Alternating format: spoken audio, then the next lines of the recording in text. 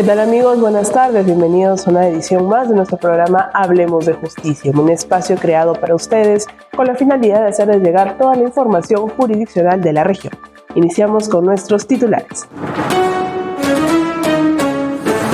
Corte de la Libertad recibe formalmente terreno para la construcción del módulo de La Esperanza. Comisión de Acceso a la Justicia participa en Expoferia de la SUNARP en Julcán. Unidad de Flagrancia ordena más de 16 años de cárcel efectiva y expulsión del país para 2 venezolanos. Más de 20 años de cárcel para venezolano por explotación sexual. Sujeto que participó en el asesinato a un joven cumplirá su condena en prisión. Prisión preventiva de 9 meses contra acusados de poseer un arma y varias municiones. Sentenciado por robo agravado cumplirá su condena en el penal de varones de El Milagro. Iniciamos con nuestra información. Les comentamos que el superintendente de la Superintendencia Nacional de Bienes Estatales llegó hasta la sede principal de la Corte para hacer entrega de manera formal del documento que estipula la transferencia del predio que se encuentra contiguo a la sede judicial de La Esperanza. Ello con la finalidad de iniciar próximamente la construcción de este moderno local judicial. En una breve ceremonia, el presidente de la Corte Superior de Justicia de la Libertad, Víctor Alberto Martín Burgos Mariños, recibió la resolución de la Superintendencia Nacional de Bienes Estatales, CBN, en donde se estipula la entrega oficial del terreno para la construcción del módulo básico de justicia de La Esperanza.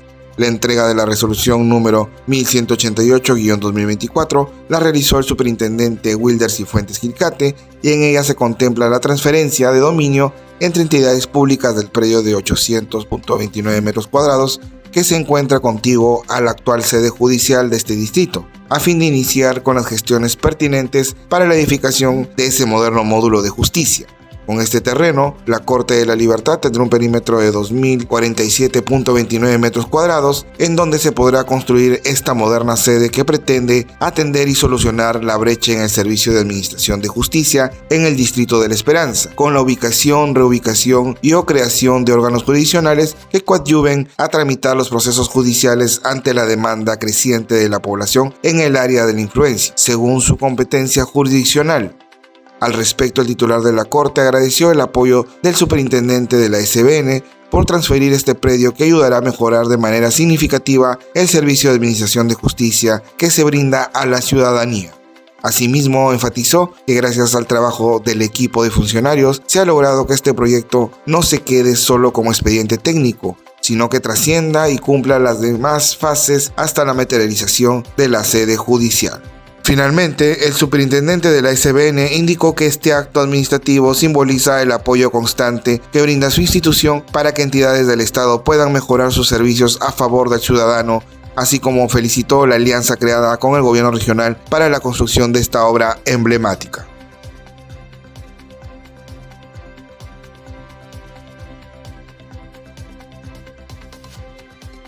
Ya con este predio transferido a la Corte de la Libertad, el equipo de funcionarios que está a cargo de este proyecto iniciará las coordinaciones con el gobierno regional para la pronta construcción de esta moderna sede a favor de los usuarios de La Esperanza. Continuamos aquí en nuestro programa Hablemos de Justicia. Ahora les comentamos que los integrantes de la Comisión Distrital de Acceso a la Justicia de Personas en Condición de Vulnerabilidad y Justicia en tu Comunidad ofrecieron servicios como orientación al usuario y recepción de demandas en el distrito de Julcán, durante su participación en la expoferia desarrollada en esta localidad y organizada por la SUNARP. En esta actividad también participaron diferentes instituciones que se sumaron para poder seguir ofreciendo sus servicios gratuitos a la colectividad.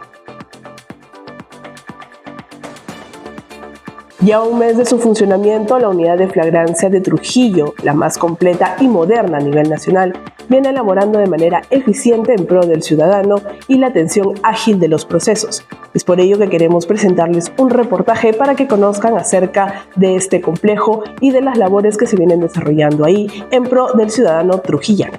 Desde el 26 de agosto ya se encuentra en funcionamiento la nueva unidad de flagrancia tipo 1 de Trujillo, ubicada en la calle Sebastián Barranca 185, urbanización Los Granados. El nuevo espacio de la unidad de flagrancia es un local de 3.800 metros cuadrados y nació con el afán de concentrar a las instituciones del sistema de administración de justicia de la especialidad penal con una sola misión: ofrecer un servicio más célere y eficaz en esta materia a toda la población trujillana.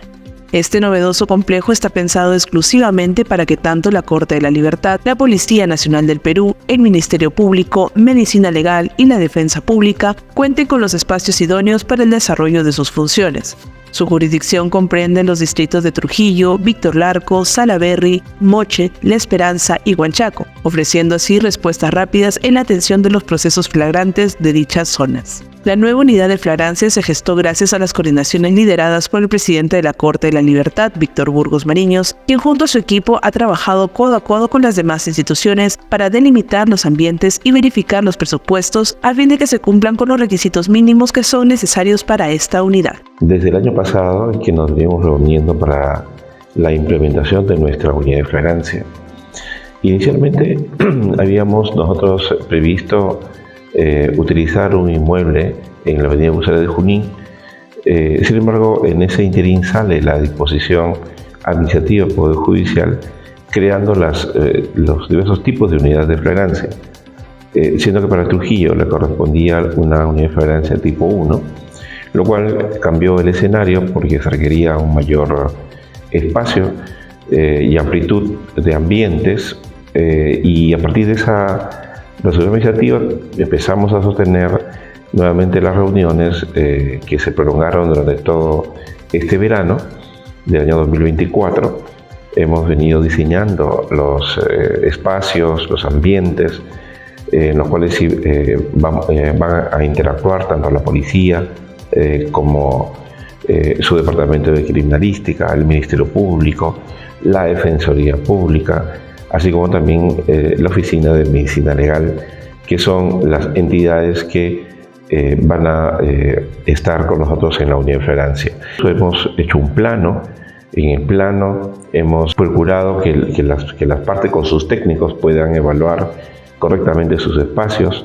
Tanto la policía como el Ministerio Público y Medicina Legal no cuentan con ambientes que han sido debidamente acondicionados a los requerimientos de cada una de estas instituciones. En conclusión, nosotros hemos aprobado un acta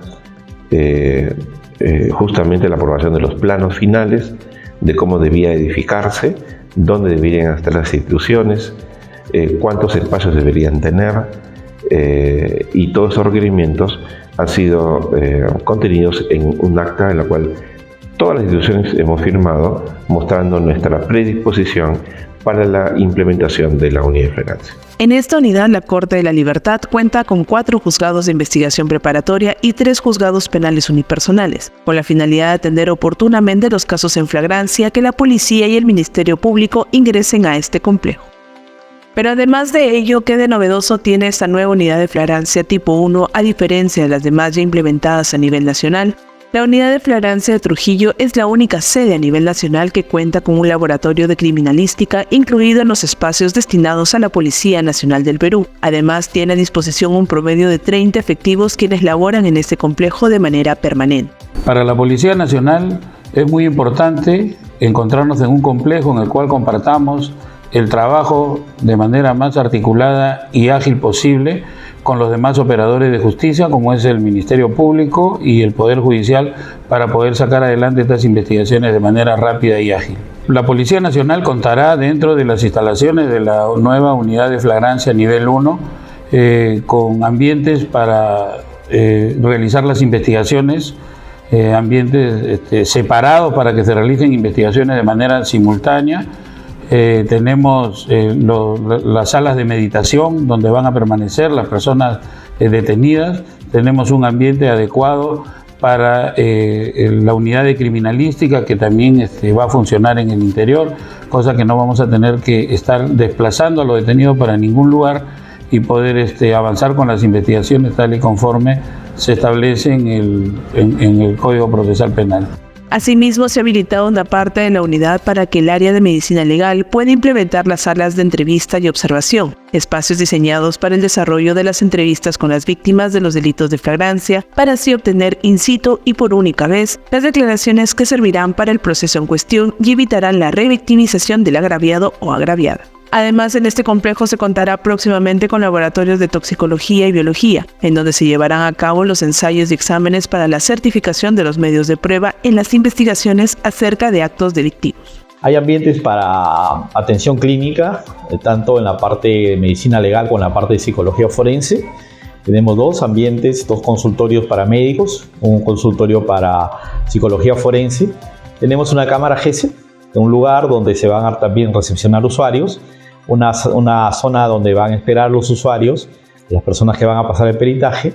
Tenemos ambientes amplios para laboratorio, uno para biología forense y otro para toxicología y química legal forense. Medicina legal tiene un compromiso muy marcado. Desde el inicio nosotros hemos dado todo nuestro apoyo. Estamos obligados a participar porque la ciudadanía tiene que entender de que sus instituciones, los operadores de justicia, estamos comprometidos en una mayor respuesta, una mejor respuesta eficiente, ordenada, integrada y sobre todo transparente. Por su parte, la Dirección Distrital de Defensa Pública y Acceso a la Justicia puso a disposición de esta nueva unidad de flagrancia a defensores públicos de víctimas y defensores públicos penales, a fin de garantizar la defensa de oficio tanto de los imputados como de las víctimas, permitiendo que en los procesos se respeten los derechos de cada una de las partes. La función de los defensores públicos en los procesos por flagrancia básicamente consiste en garantizar el derecho de defensa y acceso a la justicia tanto de las víctimas como de imputados,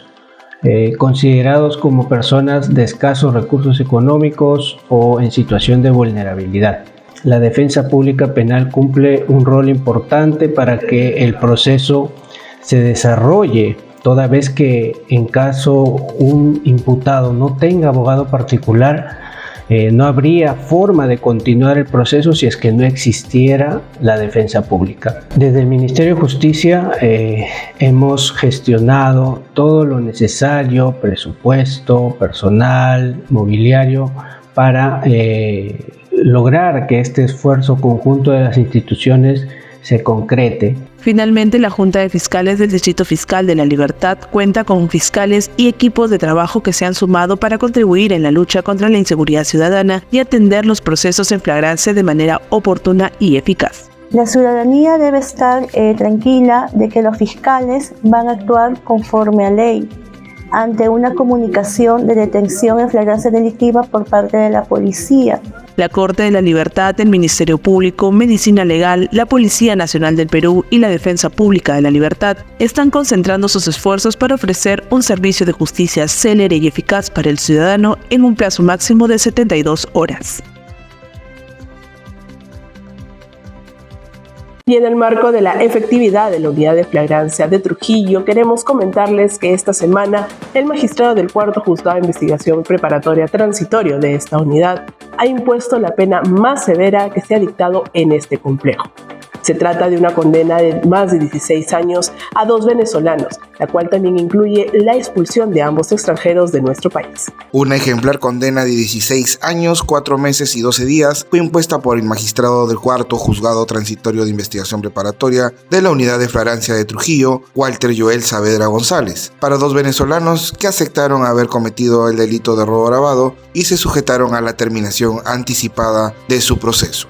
Se trata de Andrés Manuel Colmenares Vales y Rosby Joseph Aldana Betancur, quienes el pasado 21 de septiembre y en momentos distintos asaltaron a 2 mujeres que se encontraban esperando el bus de la empresa en donde trabajaban, en la carretera Panamericana Sur en el distrito de Moche. Ambas agraviadas indicaron que los ahora sentenciados se trasladaban en una moto lineal y con arma en mano, Aldana Betancur les apuntó a la cabeza para arrebatarles sus celulares y pertenencias, aprovechando que era de madrugada y no había afluencia de personas. Minutos más tarde, la primera víctima avisó a los efectivos policiales que se encontraban patrullando la zona sobre lo ocurrido, permitiendo así que se inicie una persecución que culminó con la captura de ambos venezolanos. Entre sus pertenencias se hallaron los 2 celulares robados y la réplica del arma de fuego, con la que amedrentaban a sus víctimas para despojarlas de sus objetos de valor. Ante las pruebas irrefutables de la comisión del delito del robo de ambos sujetos y tras su confesión, el juez de la unidad de flagrancia ordenó la inmediata reclusión de Colmenares Vales y Aldana Betancur en el penal de varones de El Milagro, quienes deberán cumplir su sentencia hasta el 2041. Además, les impuso la pena restrictiva de libertad de expulsión del país, la cual deberá ser ejecutada cuando culmine la sentencia atribuida, así como les fijó el pago de 3.000 soles a favor de las agraviadas por concepto de reparación civil. La unidad de flagrancia de Trujillo está laborando las 24 horas del día para agilizar la atención y tramitación de los procesos que ingresan a este complejo, así como imponer las sanciones adecuadas a los infractores que incurren en un delito flagrante, con la finalidad de ofrecer respuestas oportunas a la ciudadanía en general. Se va a fijar para ambos la pena privativa de libertad de 16 años, 4 meses, 12 días. Todos los operadores de justicia que están inmersos en la unidad de flagrancia de Trujillo vienen trabajando de manera concatenada para poder mejorar el servicio que se brinda a la ciudadanía liberteña. Vamos a la pausa y tras volver tendremos nuestro bloque de entrevistas. El doctor Manuel Loyola Florian tendrá como invitada a la jueza especializada penal Egni Caterine León Jacinto, con quien conversará acerca de la prueba en el inicio del juicio oral en los delitos de crimen organizado. Ya volvemos.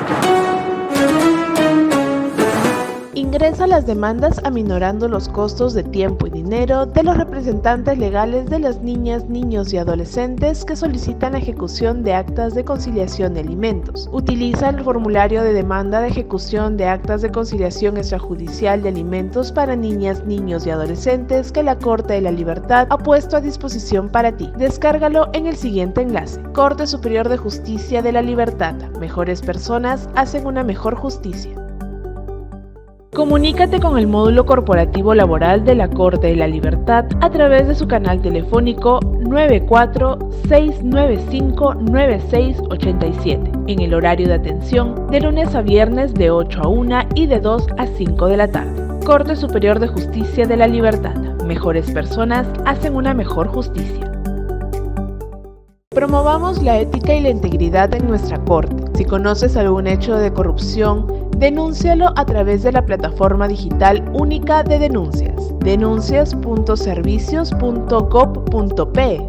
Corte Superior de Justicia de la Libertad. Mejores personas hacen una mejor justicia.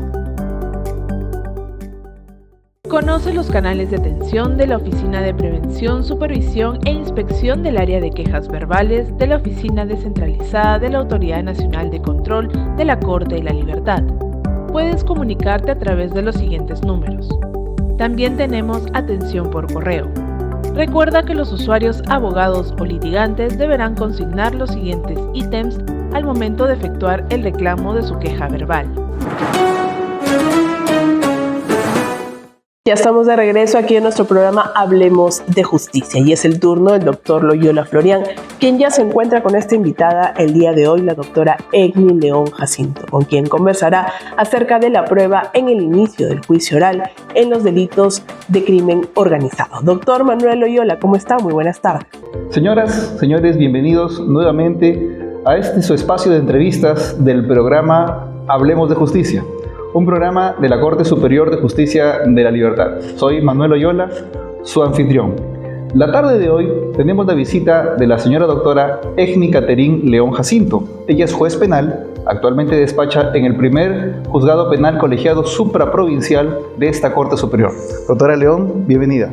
Buenas tardes, doctor. Gracias por la invitación para tratar y conversar algunos temas propios de la función jurisdiccional. Vamos a conversar, doctora, sobre el tema que usted propuso, que es la prueba en los casos penales complejos. Primero, para que nuestra audiencia comprenda el concepto y el objeto de un juzgado penal colegiado. ¿En qué se diferencia un juzgado penal unipersonal, compuesto por un juez, de un juzgado penal colegiado que está integrado por 3 jueces? Bien, nos diferenciamos que en estos juzgados colegiados que en la actualidad en la Corte Superior de Justicia de la Libertad existen 3 que son permanentes, además de un juzgado conformado que ha venido integrándose en el tiempo y un 4º juzgado transitorio. Estamos a cargo de procesos que tienen una complejidad y una pena superior a los 6 años. además de procesos comunes, vemos los procesos de crimen organizado y temas complejos. Entonces, la nota diferenciadora entre la competencia de un juzgado, de un miembro y de 3 miembros es la complejidad o la gravedad del caso. Sí, efectivamente es la complejidad, en tanto de que por la complejidad del caso requiere pues la participación de 3 magistrados a efectos de que se emita una decisión conforme. Y en estos casos de una particular complejidad, entre los que se encuentran, como usted ya mencionó, los casos de crimen organizado, que suelen ser para una pluralidad de acusados. ¿Cómo van desarrollando la actividad probatoria, que supongo debe ser difícil, compleja, abundante? Sí, más o menos para ponernos en contexto, actualmente los juzgados colegiados y como en general los juzgados afrontan una carga considerable, pero por ejemplo la estadística informa que los juzgados colegiados, además de los procesos comunes, vienen conociendo un aproximado de más de 15 procesos complejos y de crimen organizado en trámite a la fecha. Entonces, en esas circunstancias, los juzgados se ha podido advertir diversas dificultades, ¿no?, que pasan por el incremento de la criminalidad en la libertad, pero también por temas operativos que en el conocimiento de los juicios a nivel de colegiado se redundan en la actividad probatoria abundante que llega a estos colegiados, ¿no? Nuestra ley procesal penal, el Código Procesal Penal, diseña un panorama ideal, casi idílico, en el que los jueces de juzgamiento deberían tener solo un proceso en giro y no podrían empezar otro hasta que concluyan el precedente. ¿Esa prescripción normativa se cumple en la realidad? ¿Se ha cumplido alguna vez? Bien, evidentemente la realidad ha superado la norma, ¿no? En un inicio, cuando se creó el Código Procesal Penal, permitía esa realidad en tanto que iban ingresando uno a uno estos procesos. Sin embargo, el Código Procesal Penal ya no soporta la carga, sobre todo en los casos complejos, ¿no? Porque estamos hablando no solo en pluralidad de agentes, delitos, sino que la actividad probatoria sí es bastante amplia y compleja. Por ejemplo, en su juzgado colegiado, en giro, ¿cuántos procesos tienen cada uno de los 3 jueces como director de debates, en promedio? En promedio, por lo menos 22 procesos en giro. ¿Cada uno? Cada uno. O sea, estamos hablando que superan los 60 procesos en giro como órgano colegiado. Y así están todos los juzgados colegiados. Sí, también. Entendemos que sí, es una carga abrumante. En ese sentido, las audiencias que se programan son audiencias de no mucha extensión temporal. Sí, se ha visto pues el mal llamado mini audiencias obligándonos por la realidad, ¿no?, a efectos de atender procesos, sobre todo, los procesos de reo en cárcel que nos obligan a fijar fechas más inmediatas, pero no descuidar tampoco los procesos que vienen con reos libres a efectos que tengan una fecha próxima y atenderlos, ¿no? A veces procesos que vienen con reos contumaces obligan a que se programen de manera inmediata, ¿no? Y así se va sumando. Correcto. Doctora, cuando se produjo el advenimiento de la pandemia por la emergencia sanitaria del COVID, tuvimos que casi a la fuerza migrar de una actividad casi exclusivamente presencial a una actividad integralmente digital, virtual o telemática. La emergencia sanitaria terminó ya. Sin embargo, en la Corte de la Libertad, como en todas las cortes del Perú, se ha mantenido el sistema de audiencias telemáticas o virtuales. ¿Cuál es su apreciación sobre esta nueva forma de realizar las actuaciones procesales? ¿Es conveniente? ¿No es conveniente? ¿Favorece desde el punto de vista del juez de juzgamiento penal? Bien, frente a esta pregunta recuerdo un tema que veíamos antes de la pandemia. Los juzgados colegiados, justamente por estos procesos complejos, en otra modalidad, pero ya veníamos de alguna manera trabajando con las videoconferencias, porque veníamos conectándonos con distintos penales a efectos de llevar a cabo estas audiencias. Pero en ese momento no podíamos percibir todas las bondades que traía la virtualidad. Con motivo de la pandemia y la virtualidad, considero que definitivamente ha favorecido a los procesos, sobre todo en los procesos que vienen con reos libres y que los procesados se ubican en distintas ciudades.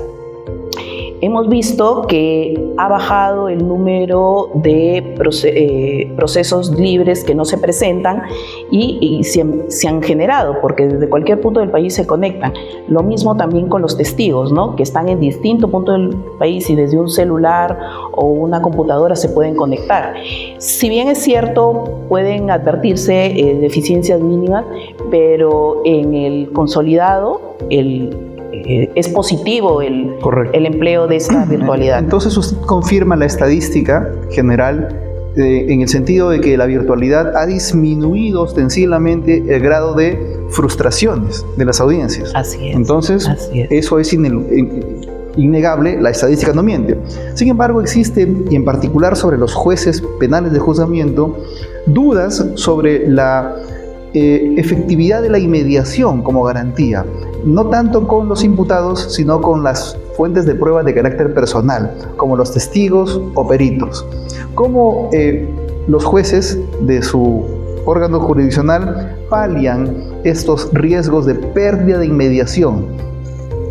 En la práctica hemos visto casos que efectivamente por parte de la defensa, que es en su mayoría donde se cuestiona este tema de la inmediación respecto a la forma del interrogatorio, cuando advierten que de repente un testigo tal vez está mirando un documento o hay una persona alrededor. Indefectiblemente la virtualidad no permite ver más allá, atrás del testigo, pero en la mayoría de casos es bastante notorio la modalidad como da el testimonio. Es muy evidente, ¿no? Entonces, si bien es cierto, los jueces advertimos, es más, tratamos de alguna medida garantizar que estos testimonios, pues, no, en adelante no sean tachados o anulados. Vemos casos en donde se hace ese cuestionamiento, permitirle al testigo que dé una vista panorámica en el ambiente que está, o hacerle advertencia respecto a los documentales, con los mismos efectivos policías. Hay formas de mitigar estas pequeñas deficiencias que se presentan. Correcto, doctor. Cambiando de tema.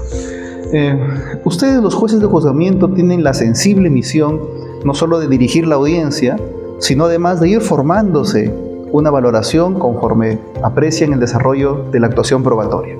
En ese sentido, tiene un enorme valor la legitimidad de la prueba que va formando el Ministerio Público desde etapas previas al juicio.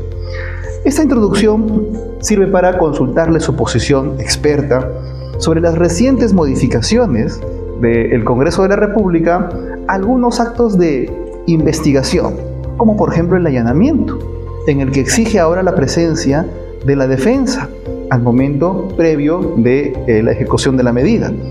Un caso tan paradigmático y reciente como el producido esta semana con el caso tremendamente mediático de Andrés Hurtado, en donde se ha producido un ida y vuelta de críticas entre el Poder Judicial y el Ministerio Público.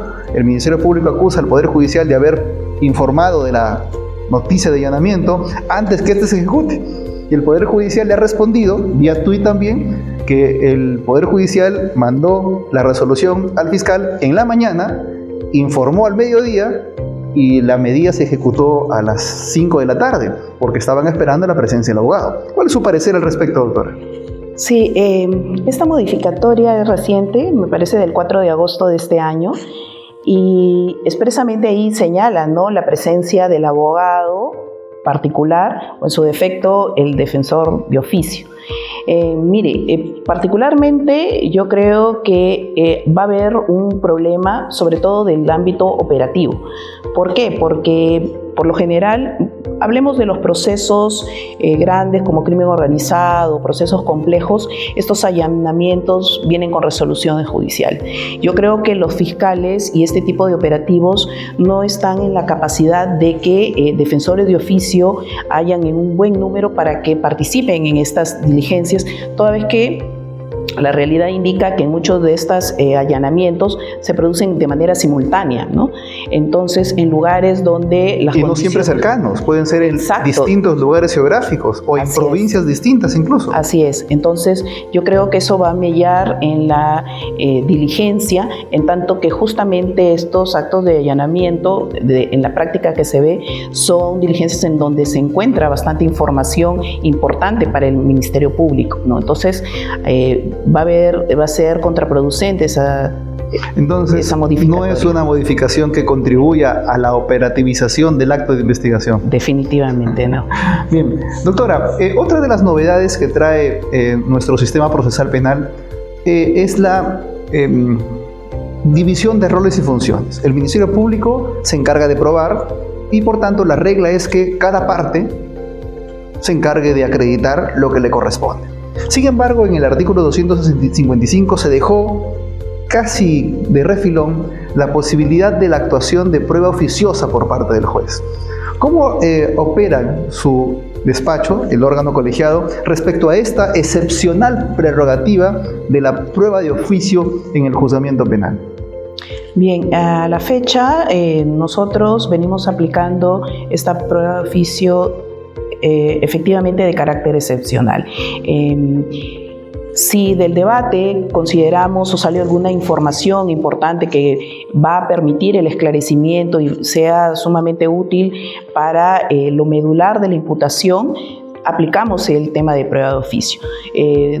Evitamos suplir a las partes a efectos de que en un futuro esta resolución pueda tener un cuestionamiento, ¿no? Pero nos centramos en lo medular de la imputación a efectos de ver la viabilidad de la aplicación de la prueba de oficio. ¿Pero qué pasaría cuando la prueba de oficio no es tan sencilla de obtener como una testimonial o un documental, sino, por ejemplo, una pericia? Y la pericia pues va a tardar el tiempo necesario para que el perito examine, evalúe y concluya. Mientras tanto, el juicio que ya está en giro, ¿qué pasa con él? Sí, bueno, hasta ahora no hemos tenido una prueba de oficio relacionada a pericia efectivamente que se haya pedido. A lo mucho, en el caso de Fiscalía, los casos que se han presentado han venido solo por respuesta, no como una prueba de oficio para practicarse, que podría darse por ejemplo, en los casos de violación en pruebas de ADN. Correcto, que han pedido, claro. ¿No? Pero esa viabilidad en esos casos no hemos tenido hasta la fecha, ¿no? Que hayan solicitado efectivamente, ¿no? Porque se evalúan otros presupuestos, ¿no? Si nosotros tenemos otros elementos que nos permitan definir una decisión, hemos optado por eso. Correcto. Y para concluir, doctora, ¿qué cree desde su posición que se necesita para que en la Corte de la Libertad en particular y en el Poder Judicial en general, los juzgamientos, en particular de casos complejos o de crimen organizado, sean más expeditivos, dinámicos y viables? Bien, nosotros hemos detectado algunas falencias, sobre todo en la abundancia de la prueba, a veces una prueba demasiado no pertinente, no útil, no conducente. Entonces, nosotros hemos, dada la realidad y que el código no soporta la realidad de estos procesos, de alguna manera desformalizar el tema de la actividad probatoria. En otros procesos se sigue un orden en cuanto a los testigos, empiezan los de Fiscalía, luego de la defensa. En este tipo de procesos, a efectos de acortar los tiempos y verificar pues que realmente se actúe prueba, si hay órganos de prueba de la defensa que están presentes, avanzamos con la actuación. Correcto. Incidimos mucho en las convenciones probatorias. Es una excelente herramienta que poco se usa, por desgracia. Así es, y de manera permanente se tiene que realizar un control de la actividad probatoria, en tanto que si ya vino un testigo, hasta tal vez dos, sobre un mismo hecho fáctico, en el mismo sentido, documentales, pues ponemos en la audiencia la posibilidad que ya se prescindan de tal vez 5 o 6 órganos de prueba documentales que vienen sobre lo mismo, ¿no? Doctora León, le agradecemos profundamente su presencia en este programa Hablemos de Justicia. Estimados amigos, los invitamos a acompañarnos semana a semana. Tengan ustedes buena tarde. Devuelvo el pase a conducción. Gracias, doctor Loyola Florian. Vamos a la pausa y al retornar tendremos más información acerca de la Corte de la Libertad, la primera del Perú republicano. Ya volvemos.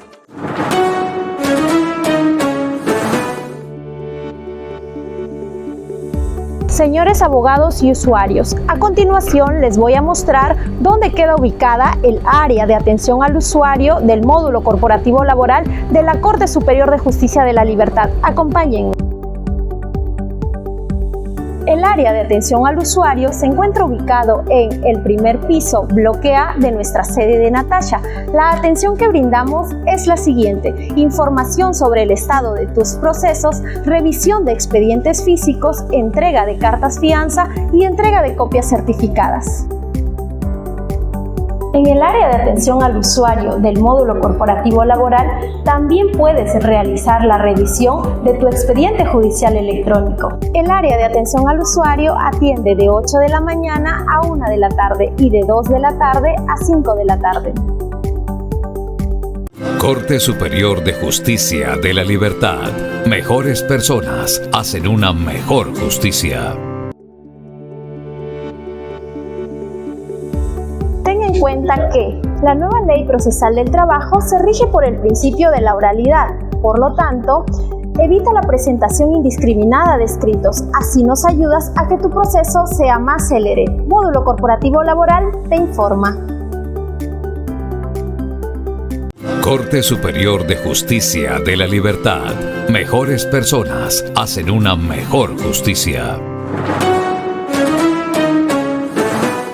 Estamos de vuelta aquí en nuestro programa Hablemos de Justicia. Los magistrados del tercer juzgado colegiado de Trujillo hallaron culpable a Rubert Flores, un venezolano que se dedicaba a la explotación sexual de sus connacionales en Trujillo. 20 años y 6 meses fue la condena que recibió Rubert Manuel Flores Romero durante la audiencia de juzgamiento realizada por los magistrados del tercer juzgado penal colegiado supraprovincial de Trujillo tras confirmar su responsabilidad penal en el delito de explotación sexual. Los hechos ocurrieron en 2023, cuando la agraviada de nacionalidad venezolana fue contactada por una mujer, quien le afirmó que el ahora sentenciado le ofreció un puesto de trabajo en un restaurante de Trujillo. La víctima aceptó la propuesta y fue conducida por diferentes asesores hasta Trujillo, en donde fue retenida contra su voluntad y explotada sexualmente con el pretexto de cancelar la supuesta deuda que generó por traslado hacia esta ciudad. Además, la obligaban a consumir drogas, la agredían constantemente y la amenazaban con atentar contra su vida y la de su familia. Ello a fin de evitar que se escape del encierro y continúe brindando los servicios sexuales en diferentes hoteles y en un conocido nightclub de Laredo. Ante las pruebas fehacientes de su participación en el delito contra la dignidad humana, los jueces del colegiado de la Corte de la Libertad sentenciaron a cárcel efectiva a Flores Romero, quien estará recluido en el penal de varones de El Milagro hasta junio de 2043. Asimismo, los magistrados fijaron un monto de 20.000 soles que deberá ser cancelado por Rubert Flores a favor de la víctima durante la ejecución de su sentencia. Se le impone al acusado la pena de 20 años con 6 meses de pena privativa de libertad, ¿no? La misma que se tendrá en cuenta desde la fecha de su prisión, esto es el 8 de junio del 2023. Ahora les comentamos que se sentenció a más de 17 años a Manuel Valdivieso tras participar en el asesinato de un joven en nuestra ciudad. Sujeto también intentó asesinar al hermano de la víctima con la misma arma. Los magistrados del segundo juzgado penal colegiado supraprovincial de Trujillo ordenaron cárcel efectiva para Manuel Eduardo Valdivieso Barreto, quien fue cómplice del asesinato de Ender Yupanqui e intentó arrebatarle la vida al hermano del occiso. En audiencia se dio a conocer que Manuel Valdivieso esperó a que su cómplice asesinara a Ender Yupanqui para darse a la fuga en una moto que era conducida por él. Sin embargo, ante la complicación y el enfrentamiento entre el hermano del occiso y el atacante, este tuvo que intervenir empuñando el arma homicida e intentando disparar sin éxito. Dadas las circunstancias, el ahora sentenciado subió a su motocicleta y se fue del lugar junto a su cómplice, regresando segundos después para asesinar al hermano de la víctima, siendo neutralizados por segunda vez, escapando a pie de la escena del crimen. Tras evaluar las pruebas presentadas, los jueces de la Corte de la Libertad condenaron a 17 años y 6 meses de cárcel a Valdivieso Barreto, así como dispusieron el pago de 110.000 soles a favor de ambos agraviados por concepto de reparación civil. Continuamos con más información. El magistrado del Juzgado Mixto Transitorio de Parcoy dictó 9 meses de prisión preventiva contra 2 sujetos por tenencia ilegal de armas de fuego y municiones.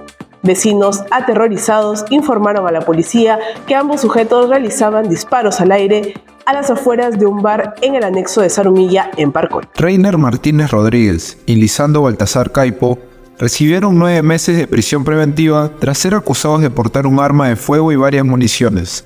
Así lo dispuso el magistrado Carlos Garrido Rodríguez del Juzgado Mixto de Parcoy. En la audiencia se dio a conocer que, cuando los efectivos policiales realizaban el patrullaje de rutina, fueron informados de la existencia de un sujeto que estaría disparando al aire cerca de un bar en el anexo Zarumilla del distrito de Parcoy.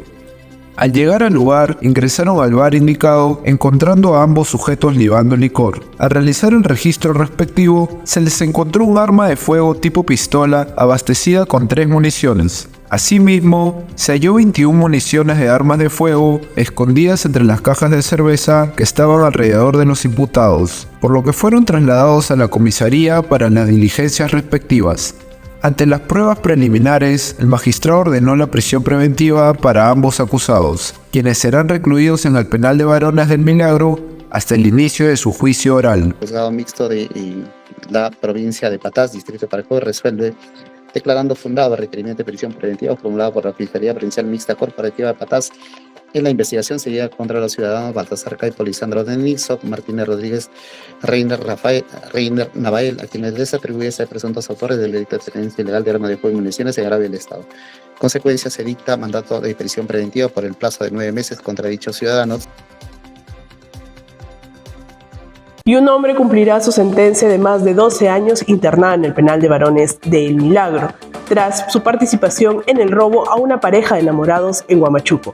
Sujeto propinó una golpiza al agraviado con la intención de robarle ambos celulares. A 12 años y 10 meses de cárcel efectiva fue condenado Wilser Javier Baltasar Alfaro tras ser hallado culpable de cometer el delito de robo agravado en grado de tentativa, en agravio de una pareja en el distrito de Huamachuco. Esta fue la medida que ordenaron los magistrados del Tercer Juzgado Penal Colegiado Supraprovincial de Trujillo, luego de que, en audiencia, se diera a conocer que Baltasar Alfaro cogoteó y amenazó a su víctima con un cuchillo cuando bajaba de la moto que conducía a su enamorado, ello con la finalidad de sustraerle sus pertenencias. La pareja de la víctima intentó evitar el robo, siendo reducido con golpes, patadas y puñetes por uno de los delincuentes que, además, le logró arrebatar los celulares para luego darse a la fuga con el botín. Posteriormente, personal policial fue informado del robo, iniciaron la búsqueda de los facinerosos, aprehendiendo a Baltasar Alfaro, quien luego fue identificado como uno de los delincuentes que asaltaron a la joven pareja. Ante las pruebas recabadas, los jueces de la Corte de la Libertad determinaron la cárcel efectiva para Wilser Baltasar Alfaro, quien también deberá cancelar 1.500 soles a favor de los agraviados por concepto de reparación civil. En consecuencia, se le impone al ahora acusado 12 años, 10 meses, 6 días de pena privativa de libertad efectiva en su ejecución, la misma que será computada desde el momento de su detención. Y hemos llegado a la parte final de nuestro programa Hablemos de Justicia. Queremos agradecerles a cada uno de ustedes por acompañarnos todas las semanas a través de nuestro canal oficial de Facebook de la Corte de la Libertad. Nos reencontramos el próximo viernes. Permiso.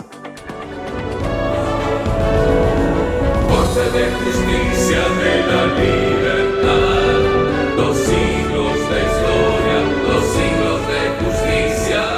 Desde 1824, la primera Corte del Perú republicano.